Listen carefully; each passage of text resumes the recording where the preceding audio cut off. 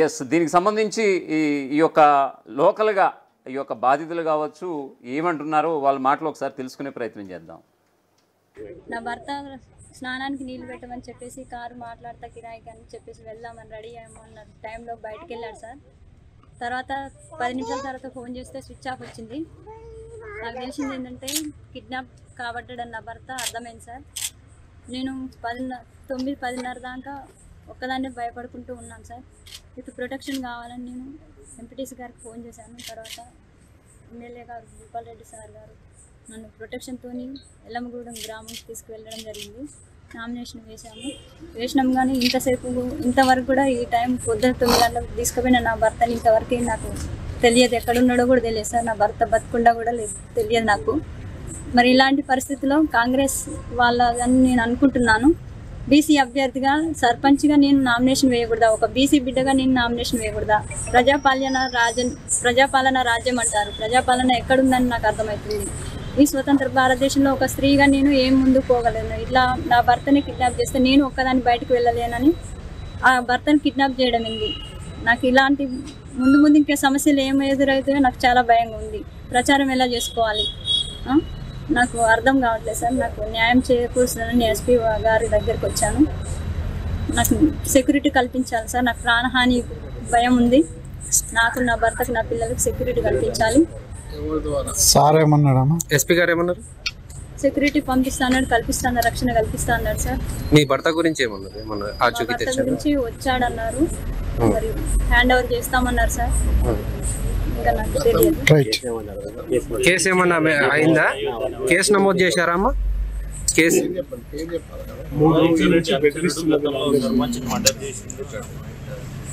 ఎవరి మీద డౌట్? కాంగ్రెస్ అభ్యర్థిగా నామినేషన్ వేసినటువంటి ఉట్కూరు సందీప్ రెడ్డి గారు మర్డర్ చేసిన సంగతి అందరికి తెలిసిన విషయమే. అతను కూడా బెదిరించాడని నాకు అర్థమవుతుంది. కాబట్టి నా భర్తను కూడా ఏం చేస్తాడో నాకు ఇంతవరకు జాడ తెలియదు. మరి కాంగ్రెస్ పాలనే ఉంటుందా, ఇంకా వేరే పార్టీ వద్దా? మరి బీసీ అభ్యర్థిగా నేను నామినేషన్ వేయకూడదా? నాకు న్యాయం చేకూరాలి. రెడ్డిస్ అంటే రెడ్డిస్గా వాళ్ళే ఉండాలా? బీసీ అభ్యర్థిగా నేను పోటీ పడకూడదా? ఎస్, దీనికి సంబంధించి ఇక్కడ ఉన్నటువంటి మాజీ ఎమ్మెల్యేలు అలాగే సదరు నాగమ్మకి సపోర్ట్ చేస్తున్నటువంటి కొంతమంది వ్యక్తులు ఏమంటున్నారో వాళ్ళ గురించి తెలుసుకుందాం. ఎల్లమ్మగూడెంలో స్థానిక సర్పంచ్ ఎలక్షన్ల గురించి గత 4-5 రోజుల నుంచి జరుగుతున్నటువంటి దుర్మార్గం, మరి అక్కడ ఉన్నటువంటి ఊట్కూరు సందీప్ రెడ్డి ఒక గుండా, ఒక రౌడీ, అక్కడ ఉన్నటువంటి గతంలో సర్పంచ్గా ఉన్నటువంటి విజయ్ కుమార్ రెడ్డిని చంపిన వ్యక్తి. మరి ఆ వ్యక్తి కోమటిరెడ్డి వెంకరెడ్డి కళ్ళల్లో ఆనందం చూస్తాడంట. కోమటిరెడ్డి వెంకరెడ్డి కళ్ళల్లో ఆనందం చూసేందుకు ఎల్లమ్మగూడెం ఏకగ్రీవం చేస్తా అని హామీ ఇచ్చి వచ్చిందంట. హామీ కోసం ఆ గ్రామంలో ఎవరు నామినేషన్ వేసినా చంపి మూట కట్టేస్తాడంట. ఇది ఆయన అక్కడ ఇండ్ల పొంటిపోయి బెదిరించే కార్యక్రమాలు. వారి పార్టీలో ఉన్నటువంటి సంతోష్ రెడ్డి అనే వ్యక్తి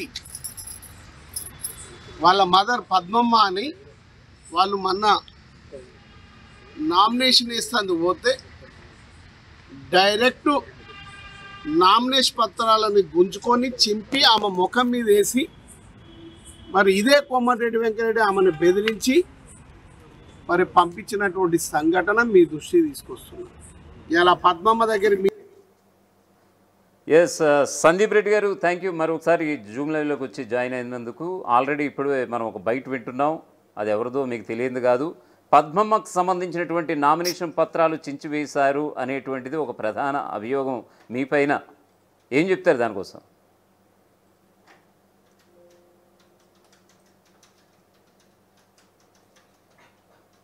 సందీప్ రెడ్డి గారు చెప్పండి. సార్ పద్మమ్మ అనేటామె కోమటిరెడ్డి వెంకటరెడ్డి బిడ్డలాగా చూసుకుంటాడు సార్.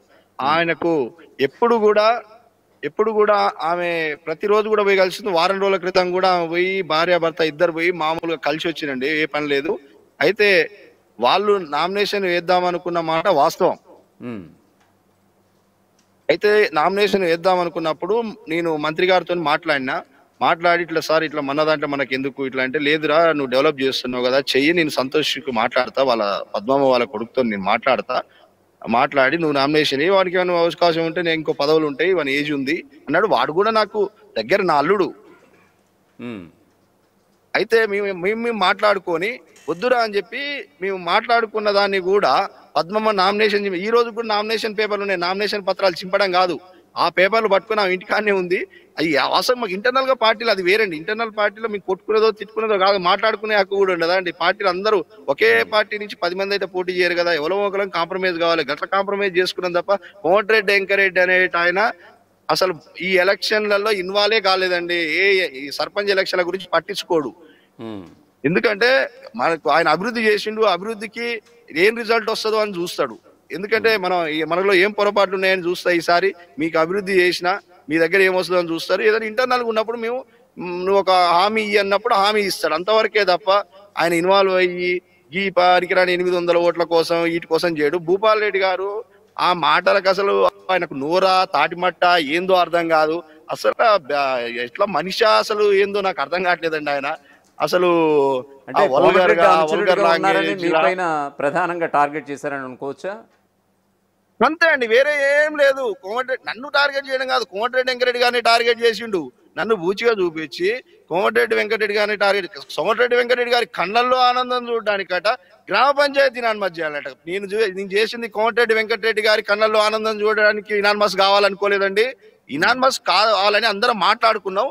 అది కూడా గ్రామ ప్రజల కళ్ళల్లో ఆనందం చూద్దాం అనుకున్నా. అంతేగాని కోమటిరెడ్డి వెంకరెడ్డి కళ్ళల్లో ఆనందం ఎందుకు ఉంటుందండి? ఎవరు వచ్చినా ఇప్పుడు ఒక విషయం అండి, ఎవరు సర్పంచ్ వచ్చినా ఆయన అయితే ఎమ్మెల్యే పదవి మంత్రి పదవి పోయేది కాదు కదా. ఎవరు సర్పంచ్ ఉన్నా కూడా ఆయన పనులు చేస్తూనే ఉంటాడు. ఆయన దీని గురించి ఎందుకు పట్టించుకుంటాడండి? ఆనందం టిఆర్ఎస్ మద్దతు ఇచ్చినటువంటి అభ్యర్థికి తీన్మార్ మల్లన్న అంటే తెలంగాణ రాజ్యాధికార పార్టీ అధ్యక్షుడిగా ఉన్నటువంటి ఆయన మద్దతు ఇవ్వడాన్ని ఏ విధంగా చూస్తారు మీరు? టిఆర్ఎస్ మల్లన్న ఒకటే అండి, ఇన్ని తిట్లు తిడుతుంటే అర్థం కావట్లేదా? టిఆర్ఎస్ పార్టీ నాయకుల ఇళ్లలోకి పోయి వాళ్ళతో మాట్లాడుకొని ఆయన ఎమ్మటి ఇక్కడ వేరే గ్రామాల నుంచి, మా గ్రామం నుంచి వాస్తవానికి టిఆర్ఎస్ వాళ్ళు కూడా రాలేదండి. ఎందుకు రాలేదంటే టిఆర్ఎస్ క్యాండిడేట్ కాదు యాదగిరి. ఫస్ట్ మీరు తెలుసుకోవాల్సిందంటే అసలు క్యాండిడేటే కాదు ఆయన, అతి స్థిమితం లేని వ్యక్తి. నేను సర్టిఫికెట్ ఇస్తా, ఎందుకంటే ఆ ఎర్రగడ్డ హాస్పిటల్లో నుంచి సర్టిఫికెట్ తెప్పిస్తున్న ఆల్రెడీ. ఆయన మతి స్థిమితం లేని వ్యక్తి.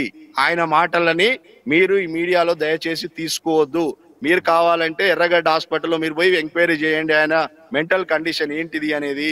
కాబట్టి అనవసరంగా అతని మెంటల్ కండిషన్ బాలేని వ్యక్తిని పట్టుకొని మీరు అనవసరంగా ఇది చేయడం జరుగుతుంది.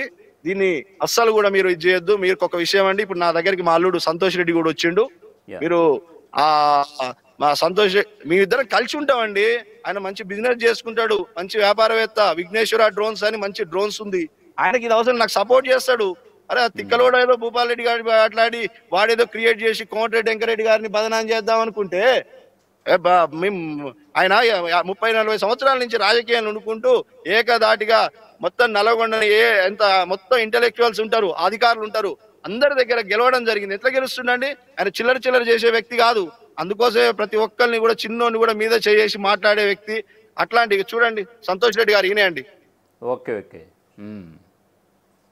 సంతోష్ రెడ్డి గారు ఈయన. వాడు డ్రామా ఆడతాడు. భూపాల్ రెడ్డి గాడు అడో పెద్ద అవలాగాడు.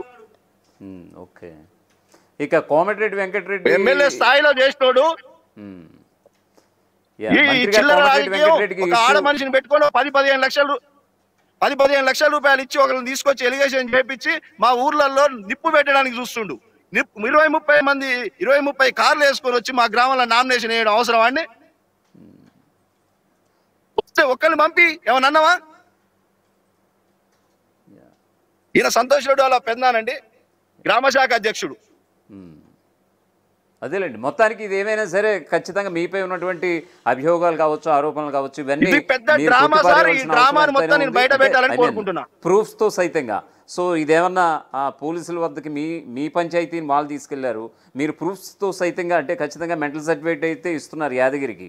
మీరు అంటే ఎర్రగడ్డ నుంచి ఏమన్నా తిప్పించుకునే ప్రయత్నం చేస్తున్నారా? గతంలో కూడా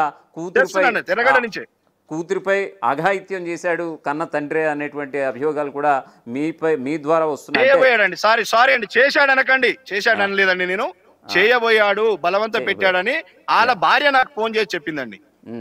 ఇవన్నీ కూడా ప్రూఫ్స్తో సైతంగా మీరు ఏమన్నా మీడియా ముందు ప్రెస్ మీట్ పెట్టే అవకాశం ఉందా విత్ కోమటిరెడ్డి వెంకటరెడ్డి గారితో? నేను 11వ తారీఖు రోజు సాయంత్రం అండి, ఎందుకంటే మేము ఎలక్షన్స్ ఉన్నాయి, నన్ను డిస్టర్బ్ చేయాలి, నన్ను ఏదో ఇక్కడ లేకుండా చేయాలి, ఈ 3-4 గ్రామాలలో నన్ను రాకుండా చేయాలని చెప్పి ఇది పెద్దగా స్కెచ్ అండి. నేను యాక్చువల్గా ఊళ్ళో నేను ఉండాల్సిన అవసరం లేదండి. నా సంతోష్ ఒక్కడిని నిలబడి గెలిపిస్తాడు మా భార్యని, నేను మిగతా గ్రామాలు చూసుకుంటా. ఎనివే ఇప్పుడే ప్రెస్ మీట్ అయితే పెట్టే అవకాశం ఉందా మీపై నమోదైనటువంటి అభియోగాలు? నేను 11వ తారీఖు దాకా పెట్టానండి, 11వ తారీఖు తర్వాత పెడతానండి. ఎందుకంటే నేను ఏది మాట్లాడినా బీసీల మీద మాట్లాడిరు అంటారండి. ఎందుకంటే నాకు కులం అడ్డం వస్తుంది, నేను తప్పు చేయకపోయినా నాకు కులం అడ్డం వస్తుంది. మీరు ఇంకో విషయం అర్థం చేసుకోవాలి, అక్కడ ఉన్నటువంటి ఎస్సీ అభ్యర్థి చేత కూడా నామినేషన్ ఉపసంహరణ చేయించారు తీన్మార్ మల్లన్న. ఆ రోజు తెలియదండి నాకు, అంటే నేను ఆయన అక్కడ మీ యొక్క గ్రామానికి వచ్చిన సందర్భంలో ఆయన మైక్ పుచ్చుకుని మరి అక్కడ ఉన్నటువంటి ఎస్సీ అభ్యర్థి చేత నామినేషన్ విత్డ్రా చేసుకుంటావా తమ్ముడు అని అంటే చేసుకుంటాను అని అన్నాడు. ఆయన రాలేదా మీ వరకు? మా గ్రామస్తులు ఏముండే తెలియదు నేను, ఎందుకంటే మా గ్రామస్తులు అందరూ కూడా మాట్లాడుతూ ఉన్నారండి ఆయనతో, తీన్మార్ మల్లన్నతో మాట్లాడుతా అంటే అవకాశం ఇవ్వలేదు.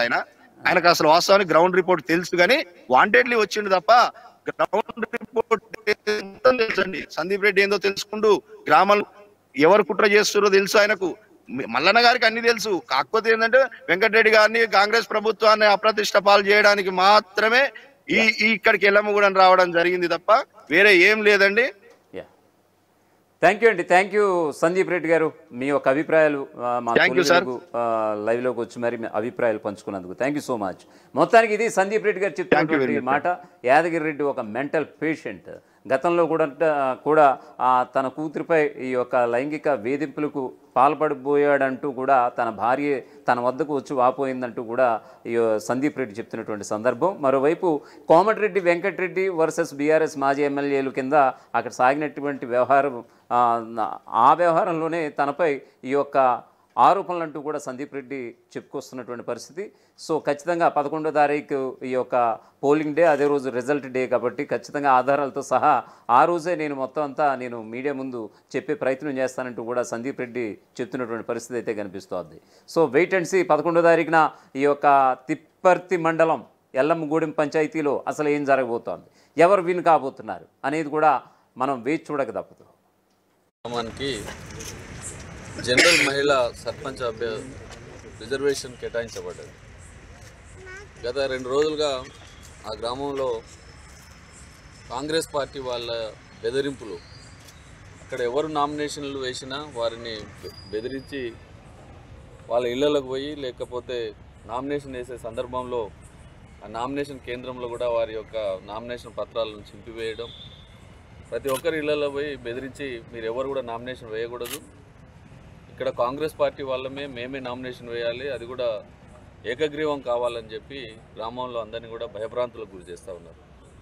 ఈరోజు మేము సాయంకాలం ఈ విషయం తెలిసిన తర్వాత ఎవరైతే గిరి అని అక్కడ బీఆర్ఎస్ పార్టీ కార్యకర్త ఉన్నాడో అతను ఆ గ్రామ వాస్తవ్యుడు, నకరకల్లో వాళ్ళ పిల్లల చదువు కొరకు అక్కడ ఉంటున్నారు. ఇవాళ ఉదయం వారు నామినేషన్ వేయడానికి ఒక కారు మాట్లాడుకొని అతని సతీమణిని తీసుకొని పోవాలనే ఆలోచనతో ఉన్న సందర్భంలో బయటకు వెళ్ళిన సందర్భంలో అతన్ని కొంతమంది కిడ్నాప్ చేసి నామినేషన్ వేయకుండా ఇప్పుడు 8:30 తర్వాత ఎక్కడో తిప్పర్తి పోలీస్ స్టేషన్ తీసుకొచ్చారని చెప్పి ఎస్పీ గారు చెప్తా ఉన్నారు. అంటే ఎంత భయభ్రాంతులకు గురి చేస్తున్నారంటే ఆ గ్రామంలో పోతే ప్రతి ఇంట్లో అడిగినాం, అవునయ్యా మేము కూడా నామినేషన్ వేద్దాం అనుకున్నాం కానీ వానికి భయపడి వేయలేదు. ఆ రకంగా వార్డు మెంబర్లు కానీ సర్పంచ్గా పోటీ చేసే వాళ్ళు కానీ ఎవరు కూడా నామినేషన్ వేసే పరిస్థితి లేదు. నిజంగా కూడా ఏంటిది ఇది రేవంత్ రెడ్డి గారి ప్రభుత్వం ఏం చేస్తూ ఉన్నది? ఏమన్నా మాట్లాడితే మాది ప్రజాపాలన, ఇందిరమ్మ రాజ్యం, మా ప్రభుత్వంలో ఉన్నంత స్వేచ్ఛ ఎక్కడ కూడా లేదని చెప్పి మాట్లాడుతూ ఉంటారు. కానీ ఇక్కడ ఆ ఊర్లో పోయి చూస్తే చాలామంది అక్కడ ఉండే బీసీలు, ఎస్సీలు వాళ్ళందరూ కూడా చాలా భయభ్రాంతులకు గురవుతూ ఉన్నారు. గతంలో ఈ దుర్మార్గుడే ఒక మర్డర్ చేసినారు. అలాంటి వ్యక్తి, నేర చరిత్ర కలిగిన వ్యక్తి వచ్చి మమ్మల్ని అందరినీ బెదిరిస్తే మేము ఎట్లా నామినేషన్ వేయాలి, మేము ఎట్లా ప్రచారం చేసుకోవాలి అని చెప్పి అక్కడ ఆ గ్రామంలో అందరూ కూడా భయభ్రాంతులకు గురవుతూ ఉన్నారు. ఈ సందర్భంలో మేమే అందరం కూడా ఒక 3 మాజీ ఎమ్మెల్యేలు, మా జిల్లా పరిషత్ చైర్మన్, మాజీ మేమందరం కూడా కలిసి అసలైన తొలి వెలుగు. ఫాలో వాట్సాప్ @తొలి వెలుగు official.